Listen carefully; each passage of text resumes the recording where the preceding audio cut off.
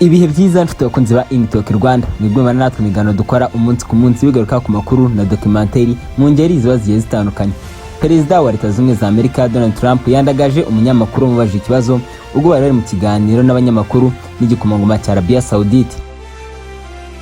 Perezida wa Leta Zunze za Amerika Donald Trump yandagaje umunyamakuru warubajije ikibazo igikomangoma cya Arabia Saudite Mohammed bin Salman yitwaga umunyamakuru witwaga Jamal Khashoggi.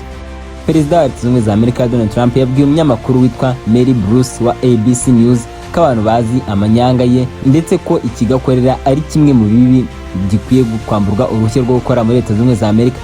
Kwa kabiri tariki ya 18 Ugushyingo umwaka wa 2025, Perezida wa Leta Zunze za Amerika Donald Trump ari muri White House yari yakiriye Mohammed bin Salman igikomangoma akaba n'umuraga w'ingoma ya Arabia Saudite.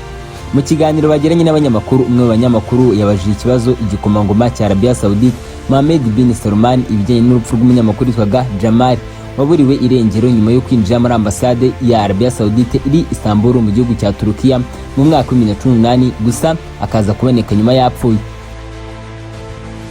Urupfu rw'umunyamakuru rwakangaranyije amahanga, ibihugu byinshi byerekana ko Arabia Saudite ariyo yamuhitanye.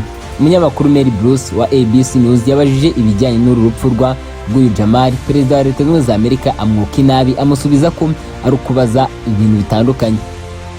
Perezida wa Leta Zunze za Amerika Donald Trump akaba yagize ati, uri gusuzugura umushyitsi wacu, abantu benshi ntibakunda uwo mugabo uri kubazaho Jamal, waba umukunda cyangwa utamukunda. Perezida wa Leta Zunze za Amerika Donald Trump yakomeje avuga ko igikomangoma cya Arabia Saudite bin Salman ntacyo azi ku rupfu rwa Jamal.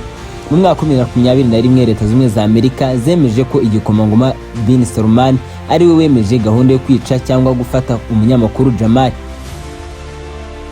Igikomangoma cya Arabia Saudite Mohammed bin Salman we ubwe yavuze ko nta kibi yakoze, ko Arabia Saudite yakoze byose byiza ku bijyanye n'iperereza ku cyateye urupfu rw'umunyamakuru witwaga Jamal.